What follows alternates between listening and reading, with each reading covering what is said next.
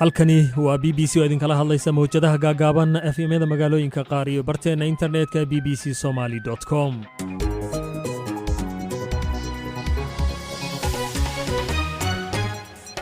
subax wanaagsan dhegaystayaal, waa khamiis 2 bisha Abriil. saacadda Afrikada Barin waxay tilmaamaysaa 7 subaxnimo. qodobada aad ku maqli doontaan idaacaddeenana waxaa ka mid ah hay-adda caafimaadka adduunka WHO oo sheegtay dadka coronavirus u haleelay maalmaha soo socda inay milyan kor u dhaafayaan. dowladda Soomaaliya oo kordhisay xayiraadda duulimaadyada caalamiga. waxaa ilaa amar dambe xirnaan doona duulimaadyada dibadda iyo gudaha si looga hortago cudurkan. waxaa ilaa amar dambe sii xirnaan doona iskuullada, dugsiyada qur-aanka iyo jaamacadaha. xisbi mucaarada oo ka falceliyey doorashada dalka Itoobiya ee dib loo dhigay. waxaa kaloo aad ku maqli doontaan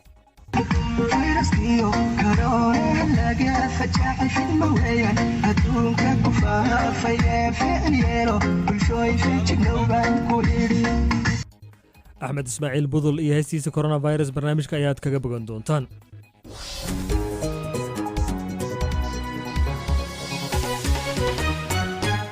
qodobadaas iyo kuwo kale oo Soomaalida caalamkaba ku saabsan ayaad ku maqli doontaan barnaamijkan uu soo saaray Cabdiqaadir Yuusuf Cali oo Cabdiraxmaan Xaaji Caddo ayna socodsiinaya. balse marka hore waxaad ku soo dhawaataan warkii caalamka iyo Axmed Badar. maasanid Caddow. xukuumadda Britain ayaa waxay wajahaysaa dhaliil ku aadan inay ku guuldareysatay in ay dardegeliso baaritaano baahsan oo dhanka caafimaadka xilli ay sii kordhayso tirada dhimashada caabuqa corona. tirada dhimashada corona ee dalka UK ayaa gaartay Arbacadii shalay ahayd 563 qof. wasiirada dowladda ayaa awoodi waayay in ay ka jawaabaan su'aalo la xiriiray wakhtiga la baarayo dhammaan shaqaalaha caafimaadka xilli ay soo baxayso UK inaysan haysan qalab ku filan oo cudurka lagu baaro. wasiirada xukuumadda Britain ayaa waxay sheegeen in baaritaano lagu sameeyay in ka badan 3,000 oo shaqaalaha caafimaadka ah. la taliyaasha hay'adda caafimaadka adduunka ayaa ka baaraandegaya in la soo saaro tillaabooyin ku aadan in dadweynaha ay xirtaan waxyaabaha sanka iyo afka lagu duubto si looga hortago faafidda cudurka corona. arrintan ayaa ka dambeysay kadib markii cilmi baarid cusub oo la sameeyay lagu ogaaday in qufac iyo hindhisada ay yihiin kuwa si xawli ah hawada u raacay in ka badan 6 mitir islamarkaana cudurka ku sii fidi karo. qaar ka mida dalalka caalamka ayaa dadkooda kula taliyay in ay kala fogaadaan in ka badan 2 mitir. balse qaar ka mid a khubarada caafimaadka ayaa ku doodaya in qofka oo sanka iyo afka xirta ay tahay qaabka keliya ee uu qofka uga gaashaaman karo. ra-iisul wasaaraha Israa'iil Benjamin Netanyahu ayaa waxa ugu baaqay dhammaan muwaadiniinta inay xirtaan qalabka sanka lagu xirto marka ay guryahooda ka baxayaan. amarkan ayaa qayb ka ah tallaabooyinka lagu xadidayo dhaqdhaqaaqa shacabka si looga hortago caabuqa corona. ugu yaraan 25 qof ayaa cudurka corona ugu dhimatay Israa'iil.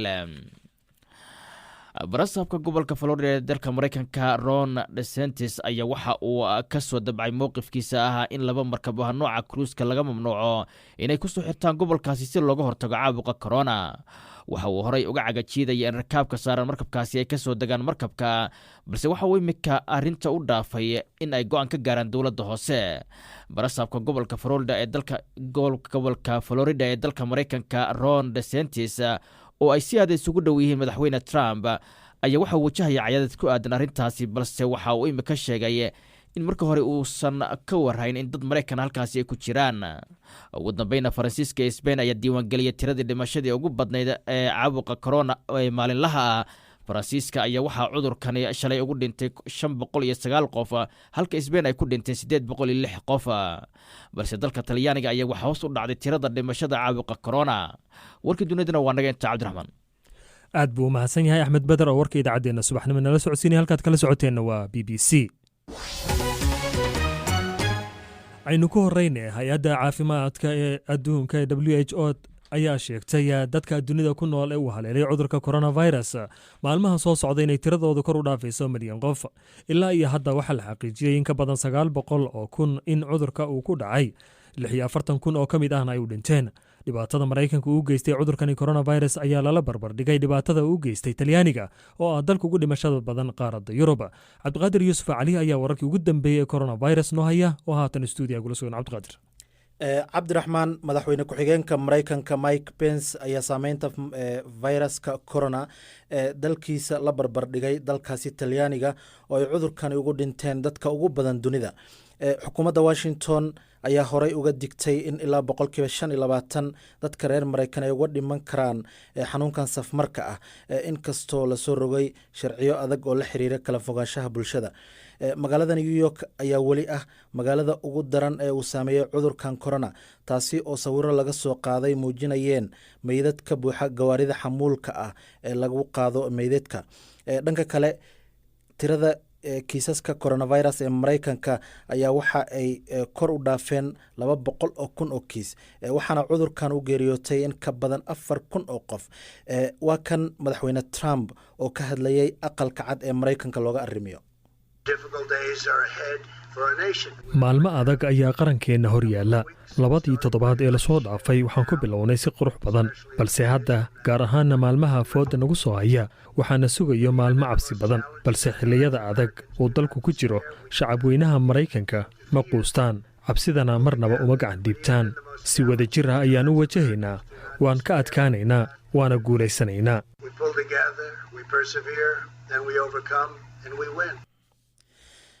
cabdiraxmaan, viruska corona ayaa waxa uu dunida u horseeday dhaqaale burbur baahsan, taasi oo kaliftay in shirkado badan ay shaqada ka eriyaan shaqaalahoodii.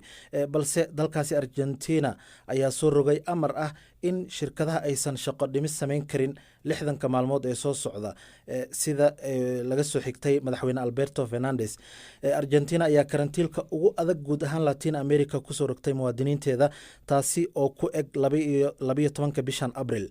cabdiraxmaan, dhinaca kale, wasiirka caafimaadka ee Israa'iil Yaakov Litzman iyo xaaskiisa ayaa laga helay viruska corona, sida ay xaqiijisay wasaaraddiisa. Litzman oo ay da'diisu tahay 71 sano jir ayaa ah sarkaalkii ugu sarreeya ee Israa'iil ee uu cudurkan ku dhaco. cabdiqaadir, sida warbixinteena aanu ku sheegnay, adna aad carabka ku dhufatayba, dadka u dhintay cudurkan ilaa iyo waxaa lagu qiyaasaa 46,800 dunida oo dhan.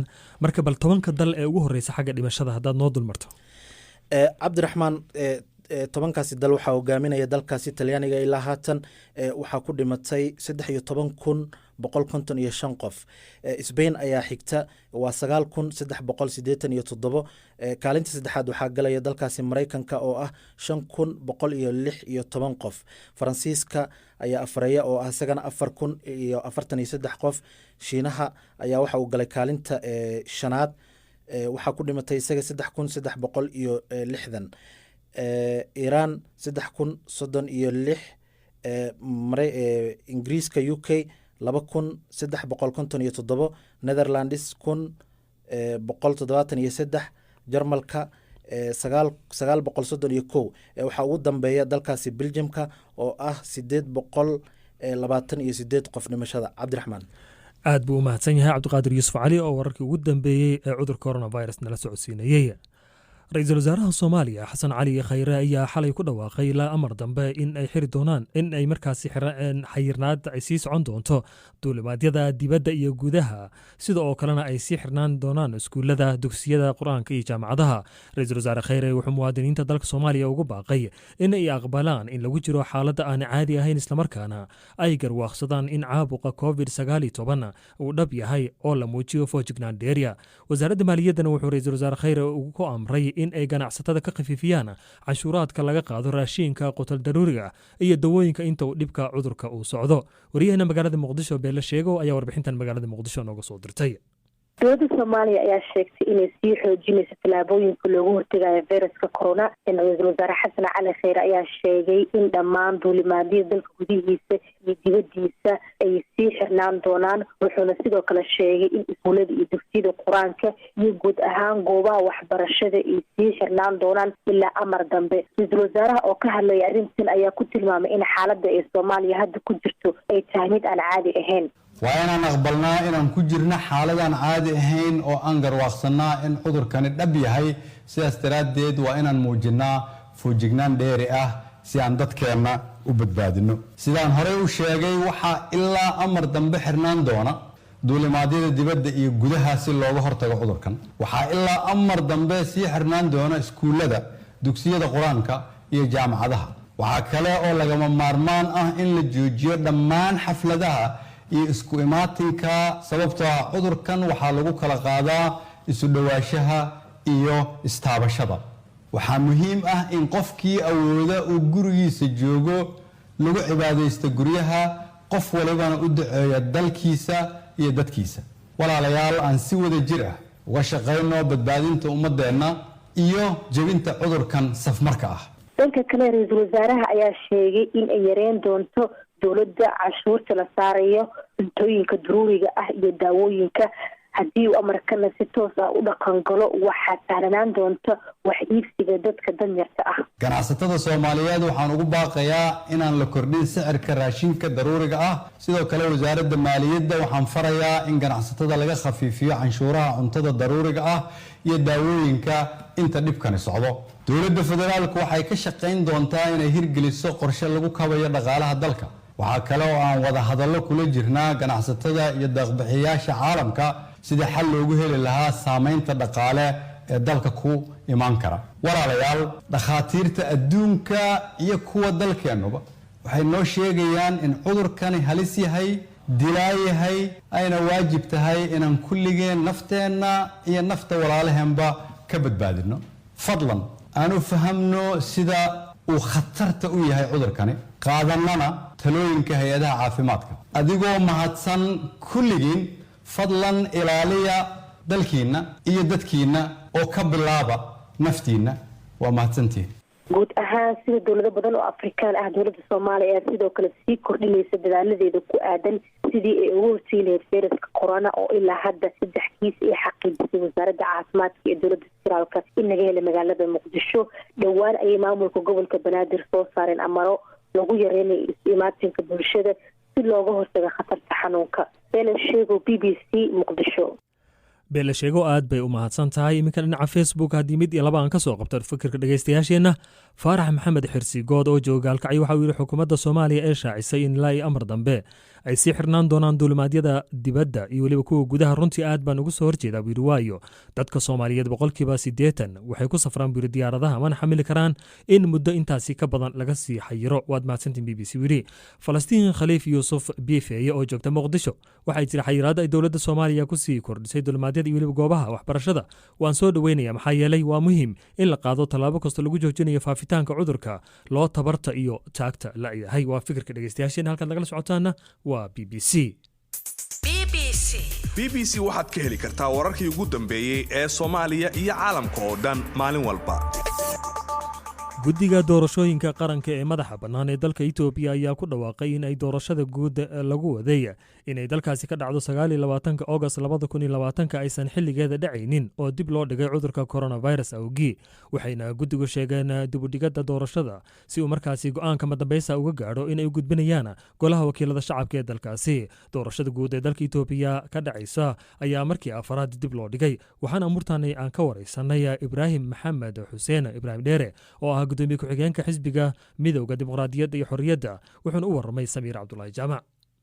runtii waa markii afraad oo dib loo dhigayo doorashooyinka Itoobiya duruufo kala duwan awgood marba waxa kalifto. idinka sidee idinla tahay? ma idinla wanaagsan tahay? miyay idinla xun tahay in doorashada dib loo dhigo? anagu xisbi ahaan waxaan taageersanahay ama guud ahaanba axsaabta mucaaradka ay taageersan yihiin in doorashada dib loo dhigo, laakiin waxay ku xiran tahay in dowlad wadaaga la sameeyo. laba arrimood darteedna loo sameeyo. marka koowaad, xisbigan hadda haya oo sharciyadda uu wax ku maamulayo dhibaato badan ka taagan tahay.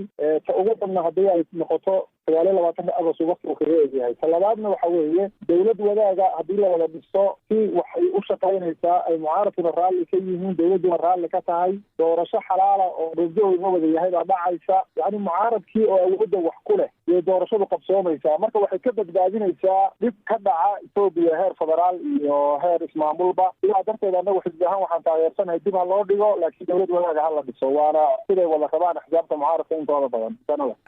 rabitaankiina ka xisbiye mucaarad ahaan ama ururada mucaaradka ah ee ay rabaan in doorashada loo dibdhigo, ilaa dib u dhig intee la ega waay? waqti miyaad codsateen mise dib u dhig unbaad iska rabtaan? qadiyada u dambeeyaan galay waxay codku u badnaa ama yani wuxuu u dhexeeyey 1 sano ilaa 2 sano. dad yar baa lahaa 6 bilood ha lagu daro, laakiin inta badan waxaa la lahaa 1 sano yaa loo badnaa. dad 2 sano lahana waa jira. marka waxaan isleeyahay waxaa la isugu imaan karaa 1 sano oo kale in lagu daro yaa dhexdhexaadaan isleeyahay. haatan guddigii doorashada ee Ethiopia waxay shaaciyeen in doorashada dib loo dhigay laakiin ma aysan shaacin waqtiga ilaa hadda guddigu waxay dhaheen waqtigeedii ma qabsoomi karto labo waxay dhaheen waxaan u gudbinay golaha wakiilada baarlamaanka Ethiopia intaan ba ilaa hadda soo saareen markii fikrad ahaan proposalkooda la aqbalo yaa sida caadiga xisaabta loo yeeraa dowladda iyo axsaabta mucaaradka aba markaas waqtiga kale la isla qabtaa marka hadda waxa laga hadlayo kaliya waxa weeye dib ma loo dhigaa mise looma dhigo taana golaha wakiilada loo gudbiyey waana ka warsugaynaa marka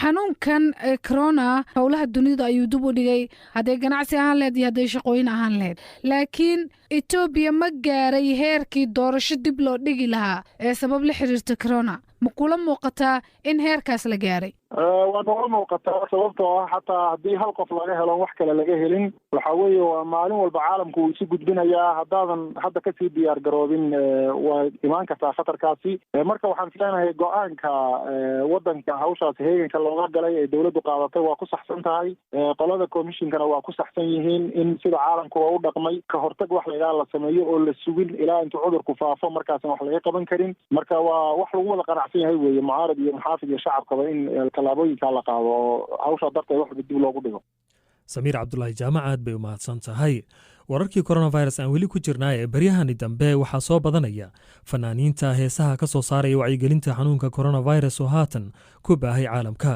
kadib markii ay bulshada sahal u qaadatay fariimaha caafimaadka ee ay dhakhaatiirtu u soo jeediyaan hase yeeshee fanaaniin aan yarayna ayaa isku howlay sidii ay fariimaha caafimaadka ee cudurkan la xidhiidha ay fankooda ugu gudbin lahaayeen fanaaniintaasi waxaa ka mid ah Axmed Ismaaciil Budul oo inta badan ku luuqeeyay heesaha dhaantada ayaa heesta ugu dambeysay ka soo saaray wacyigelinta coronavirus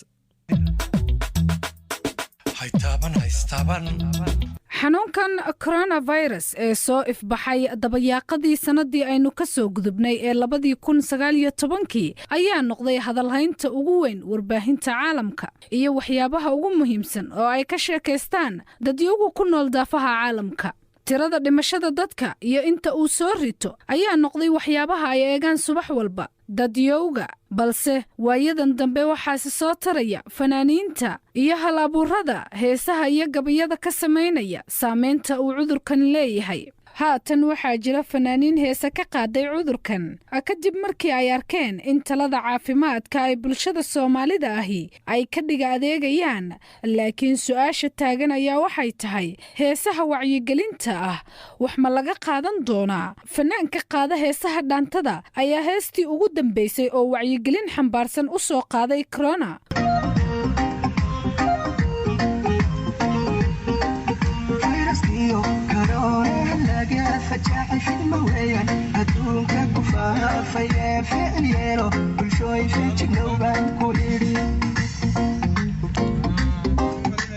fanaanka qaada heesaha dhaantada ee Axmed Budul waxaan la yeelanay waraysi ku aadan wixii ku dhaliyay heestan uu soo qaaday markii aan arkay dhibaatada uu adduunka ku hayo caabuqan coronavirus iyo ummadda badan ee u dhimatay iyo ummadda badan ee xanuunkiisa la jiifta ayaa anigu markaa dadka Soomaalida ahaa oo jigjiga joogay baan u fiirsaday waxaan arkay dadkii fariimihii iyo awaamirtii hay'adaha caafimaadku ay soo gudbinayeen inayna qaadanaynin oo ay dhayalsanayaan xanuunkani khatarta uu leeyahay iyo dhibaatada uu leeyahay anigoo meelaha ka duulaya ayaa waxaan soo saaray dhaanta ku aadan xanuunkan coronavirus oo aan kaga wacyigelinayo shacabka dhanka kale waxaa jirta hees aad baraha bulshada u qabsatay isla markaana ah wacyigelin waxaana ay leedahay sida tan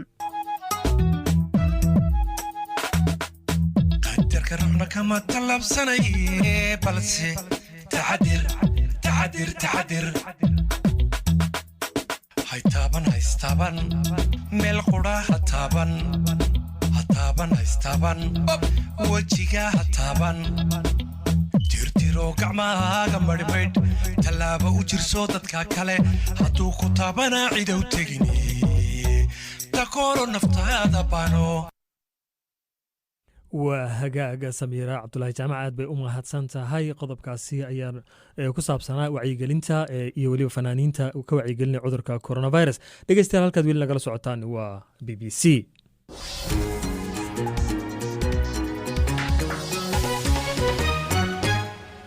maanta oo kale waxaa caalamka laga xusaa maalinta wacyigelinta xanuunka autismka oo ku dhaca inta badan carruurta yaryara.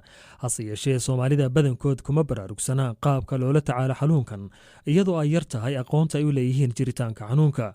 haddaba kaltuun baandhe oo xildhibaan ka ah golaha deegaanka ee Sheffield ee dalka UK ayaa xanuunkan cilmi baaris ku samaysay, waxayna u warantay waryaheena Cabdiraxmaan Dhimbil. walaal horta dadkeenu autismka waxay u arkaan inuu yahay xanuun uu qofkaasi ama uu maskaxda ka buko ama waa qof waalan oo kale loola isticmaalo. qofka autistiga ah oo marka la leeyahay autismkuna waa xanuunka qofka qabana waxa la yidhahdaa autistic. waxa weeye qof sidii uu developmentkiisii uu adduunka sidan uu u arko iyo sidaynu inagu aragnay inuu la dhaqano ayaa kala duwan. had iyo goor dadka autistiga ahi waxa weeyaan dad tacliinta ku wanaagsan waxa laga yaabaa inuu hadalka oo kale uu ku yar yahay uu hadalka joojiyo. kalar ma yaqaano umana badna dadka madowga keliya soomaalida oo dhan uma badna. waa wax dabeeciya laakiin more likely waxa laga yaabaa inay namadu badan yihiin laakiin hablana way autistic way noqdaan. waxaa jira waxyaabo badan oo dadku ay dhegaystaan oo ay yidhaahdaan waxaasuu ka yimaadaa hadday hooyadu mental illness lahayd ama depression lahayd. researchyo fara badanoo waxaa jira dadka confuse ka dhiga. waxaana wanaagsan in si fiican loo fahmo inuu ilmaha autistiga ahi ka kale uu ka duwan yahay. labada qof ee autistiga isla jooga midna waxbaa u gaara midna waxbaa u gaaro. dadku maaha wax uniform ah. kaltun waxaynu ognahay inuu qurbaha imika uu aada ugu soo badanayo oo waalidiin badan ay carruurtoodii qabaan. markaa waalidiinta ay carruurtoodu qabaan autismka sidee bay tahay inuu carruurtaasi ula dhaqmo? walaal horta marka la eego qurbaha diasporada soomaalida joogta waxa weeyaan wadamadii aynu nimid waa wadano dee recognize garaynayo oo xanuunkii ama autismku waa condition maaha illness. waxa weeyaan dad u samaystay qalab ama si ay u ogaadaan ilmaha autistiga. marka waa xaalad gaara maaha qoftee il ah oo bukaana maaha. waa xaalad. markan aan ku leeyahay walaalo waxa dee loo ogaanaya inay dad badan autistic yihiin. wax soomaalidun ku kooban maaha waxa loo ogaaday in more and more people ay autistic yihiin because dadkani waxay u samaysteen si ay u ogaadaan dadka ah autistica. waddankeena mid aan ka jirin shaybaar oo kale baaritaan oo kale xagga iskuullada ilmuhu markuu korayo health visitorada waalidkiioo dareemaya. marka dee wadan u diyaara ayaynu qurbihii wuxuu noqday wadamo u diyaara inay conditionkan ogaadaan oo diagnose gareeyaan. waxaad sheegtay inuu yahay xaalad gaar ah oo aan la odhan karin waa xanuun oo kale. bal markaa carruurta qabta sidee bay tahay goobaha waxbarashada oo kale in loola dhaqmo? waayo waxaanu ognahay inaad baadhis gaar oo dhanka aqoonta aad adigu ka samaysa. waxa weeyaan marka la eego xagga tacliinta waddankeennii oo kale wax wanaagsan in wasaaradaha tacliintu ay carruurtani aanay iskuulla beelin. had iyo goor ilmaha autistiga ahi waxaa laga yaabaa inuu ka maskax badan yahay qofkaa dhana wax dhigaya wax kale iska daayay. waxa weeyaan waa in loo diyaariyaa waxyaabo iyaga ku habboon. waa in aan loo arkin ilmahani inuuna waxba ka faa'iidaynin tacliinta waxbaba kusoo kordhinaya. marka way wanaagsantahay in si fiican loo maxaa dhahday equality ah oo dee loo treat gareeyo ilmihii inuu la mid yahay carruurta kale laakiin iskuullo special ah oo iyaga maxaa dhahday waxbarashadoodiina wax kusoo kordhinaya. ilma ahaanna dee xaq buu leeyahay inuu tacliin helo. marka waxaan ku waaninaya wasaaradaha tacliinta soomaaliya oo dhan meesha intii layga dhegaysanayaba in ay ku dadaalaan si ay carruurta u siin lahaayeen waddankii joogta inay tacliin siiyaan ama iskuulla gaara u sameeyaan. bal dadka qaar baa laga yaabaa inaysan fahansanayn ba astaamihiisa. bal astaama hadduu leeyahay maxaa waxyaalaha ugu mudan ee badanaa laga arko? waad sheegtay inuu kala duwan yahay laakiin waxyaalaha ugu mudan ee badanaa lagu garto qofka qaba autism. ereyga la yidhaahdo stigma ama maaragtay qofka markaynu takoorayno kale ayaa hal iyo goor ku dhaca. dadna dad badan ayaan jeclayn inay marka hore ay dee ogolaadaan inuu ilmahooda autistigii. waxaa laga yaabaa inay carruurta qaar uu hadalku kasoo raago. waxaa laga yaabaa inuu ilmahaasi uu aad isleedahay waxaan muxuu cuntadan u diidayaayoo kale adigoo saynan kale kusoo arkay oo hadalka kasoo raagay. waxa wanaagsan in markaa qofkii haddaad weliba qurbaha joogto iskuulkiisa macalimiinta joogta inaad tahdid ilmihii miyuu isbedelay, ilmihii waxaas ma samaynayo, hadalka muxuu uga soo raagay. hadal iyo goor hadalka ayaa lagu ogaadaa badanka iyo ilmahaasoo sidaa isaga uu rabo mooyaane aan si kala doonaynin. Cabdiraxmaan Dhimbil aad buu u mahadsan yahay. allah u naxariistee waxaa shalay dalka Yemen ku geeriyooday Siciid Ducaale oo ka mid ahaa ciyaartooydii caanka ahayd ee kubadda cagta Soomaaliya. muddo dheerna u ciyaari jiray kooxdii horseed qaranka Soomaaliyan u saftay tartamo kala duwan. Mawlid Xaji Cabdi ayaa warbixintan ka diyaariyey taariikhda marxuum Siciid Ducaale.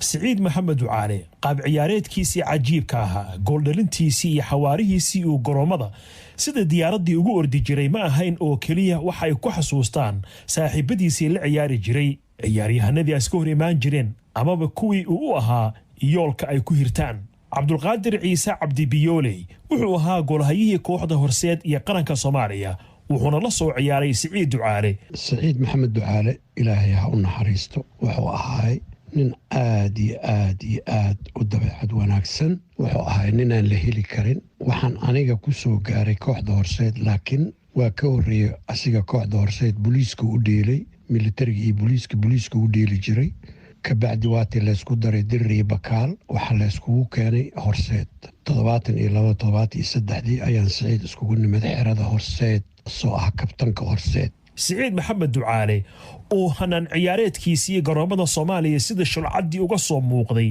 waxaa damac iyo hunguri uu ka galay kooxo afrika iyo dunida inteeda kale ka dhisan sida mar kale uu sharaxayo cabdulqaadir ciise biyooley siciid wuxuu ahaa cayaartooy aan soomaaliya soo marin siciid wuxuu ahay ninka gooldhaliska east and central africa qaatay siciid wuxuu ahay zamaaligaa qaadatay wuxuu ahay haliyey soomaali ah kooxaha dibadda dalka ee u ciyaaray siciid ma ahayn oo keliya kooxda reer masar waxaa kale oo u saftay kooxda alwixida ee dalkaasi imaaraadka carabta naadiga altileel ee dalkaasi yeman taasi oo u qaaday horyaalka iyo koobka koonfurta yeman sidoo kale waxa uu ka mid noqday xulka yemanta koonfureed sumcaddii iyo haybaddii uu ku dhex lahaa qalbiyada iyo mucaashaqiinta kubadda cagta waxay xitaa ku xambaartay da'yar fara badan oo xilligaasi hilow u qabay ciyaaraha inay ku hirtaan oo ay bartilmaamaystaan waa kan maxamed axmed daysane oo b b c da ciyaaraha uga faallooda wuxuu ka mid ahaa dhallintii iftiinka uu u ahaa siciid oo ay ku hiran jireen waxaan xasuustaa siciid ducaale inuu ka yimid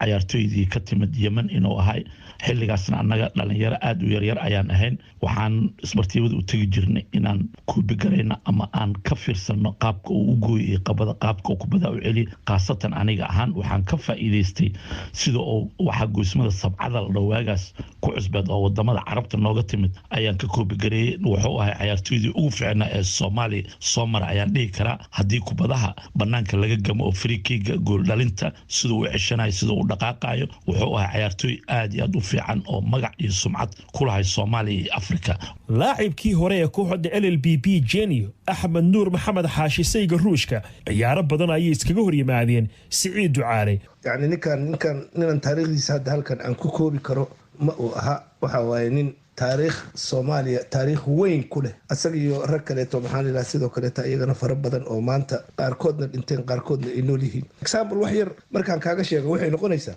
hadda ka hor waxa dhacday nin macallin ka ahaan jiray dalka Soomaaliya oo Talyaani ahaa wuxuu yiri ninkan aan wado Talyaaniga waan iib geyna laakiin kacaanka waxaas wuxuu ogol yahay ma ayna ahayn waxa la irgaalkii waa lagu xiraa alors waxay ahaan lahayd miduu taariikh uu ka dhigo Europe haddii uu tago Talyaaniga especially haddii tago miduu taariikh ka dhigo ayay noqon lahayd laakiin nasiib darro ma ayna dhicino ma mid ay noqotay ma ah aad buu mahadsan yahay Mawliid Xaaji Cabdi oo noo soo diyaariyay taariikh nololeedka marxuum Siciid Maxamed Ducaale qodobka ayaana u dambeeyay idaacadeena subaxnimo oo noo soo bilaabatay 7 waxaana barnaamijkan subaxnimo soo saaray Cabdiqaadir Yuusuf Cali anoo Cabdiraxmaan Xaaji Cabdi oo la socodsiinay warkan waxaynu akhrinay Axmed Badar dhammaantan isku duuban iyo asxaabtiga la qeybqaato waxaan kaga tageynaa inta aynu ku kulmi doono haddii Allah wada la ogolaado idaacadeena 2 duhurnimo sida iyo nabad gelyo